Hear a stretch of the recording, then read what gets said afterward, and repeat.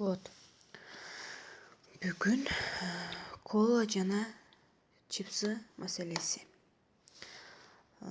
Биринчиден, коланы канчалык ичкен сайын ошончолук ичкиң келе берет. Бул ден соолукка өтө зыян. Газ. И буну изилдеп чыгышкан окумуштуулар. Окумуштуу эмес, ушу ислам билим алгандар. Кечиресиздер, тууралуу сүйлөп алдым. Мусулмандар ичкенге болбойт экен Кока-кола.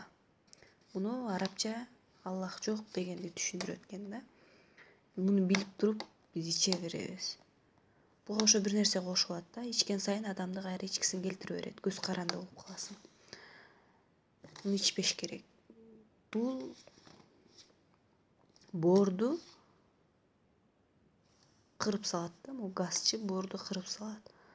Ашказанды. И табитиң да тамактарга, башка тамактарга тартпай калат. Орусча айтканда иммунитетиң слабый болуп, жана аппетит жок болуп кетет. Ошон үчүн колдон келсе коланы ичпей эле коюшубуз керек. Бирок мен өзүм ушунду айтып атып, өзүм ушуга көз каранды болуп калдым. Ушу коласыз күнүгө жок дегенде 1 мал 2 литрден кола ичпесем, мен ооруйм да, ушундай болуп калдым. Эмнеге үчүн түшүнбөйм. Ошондой эле чипсы. Чипсыны азыр көбүнчө жаш балдар жакшы көрөт. Жаш балдар эмес, чоң эле адамдар жейт. Бул деген кандай десем, кино көрүп жатканда же кинотеатрларга киргенде жеп отуруп, телевизор көргөнчө жеп, неметсем, бул өзүнчө бир кумар. Конечно, бул дагы өтө эле зыян.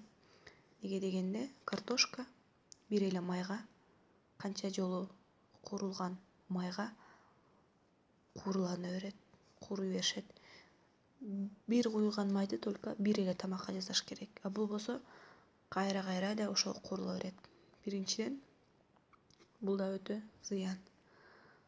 Эми ошол экөөнү кошкондо, чипсы менен коланы кошкондо, кандай тез таасирлер биздин ден соолугубузга тийип атат.